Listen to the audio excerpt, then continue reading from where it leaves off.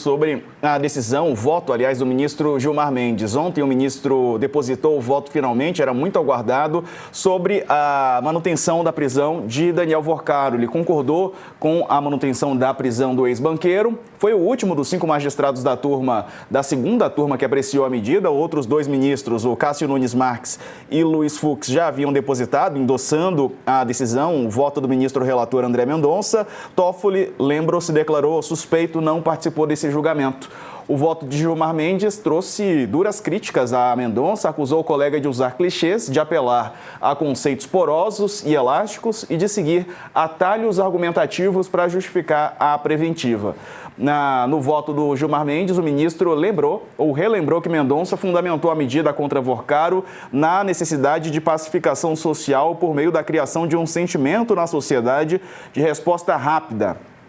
Gilmar ressaltou que Mendonça invocou também o alcance subjetivo dos crimes cometidos que impactaram a vida de milhões de brasileiros e a credibilidade das instituições financeiras públicas e privadas e apontou a necessidade de se registrar confiança social na justiça penal. Para Gilmar Mendes, o apelo a conceitos porosos e elásticos para a decretação de prisões preventivas recomenda um olhar crítico, isso porque, num passado recente, essas mesmas fórmulas foram indevidamente invocadas pela força-tarefa da Lava Jato para justificar os mais variados abusos e arbitrariedades contra aqueles que, ao contrário do que diziam os investigadores, eram escolhidos como alvos de persecução penal ancorada em razões políticas e ideológicas. Esse tipo de atuação, segundo Gilmar, deixou claro no voto, deixou marcas indeléveis no nosso sistema de justiça. Ficou provado com o tempo, segundo ele, que juízes e procuradores da Lava Jato se desviaram da lei em nome de um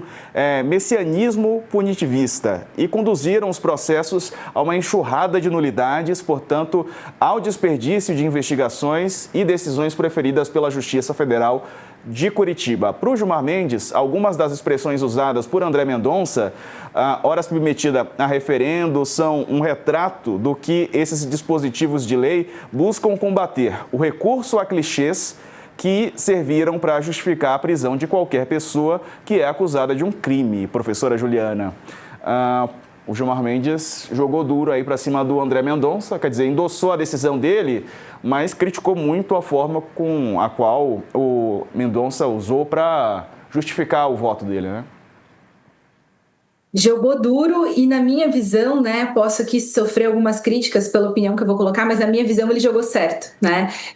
Não estou aqui para fazer juízo de valor se deveria estar solto ou deveria estar preso, mas analisando a decisão em si do ministro André Mendonça, a gente vê que, de fato, ele optou por utilizar ali expressões que são expressões de vazio jurídico, né? Então, é um discurso, e o Gilmar Mendes tenta aí de uma maneira jurídica e elegante dar esse toque, né, que é um discurso de jogar para a galera, né? É você falar que causou um mal-estar social, que a prisão ela é devida em virtude do clamor público. E essa argumentação ela é muito deletéria, Diego, não apenas nesses casos grandes, ela é muito deletéria socialmente falando, né? Volta e meia a gente pega ali prisões preventivas fundamentadas dessa maneira absolutamente esvaziada. É claro que toda pessoa que é acusada de um crime cometeu algo grave contra a sociedade. Do contrário, aquela conduta sequer seria protetiva de um bem jurídico penalmente irrelevante, né? Não seria crime. Todos que são acusados de cometer o crime, é claro, vão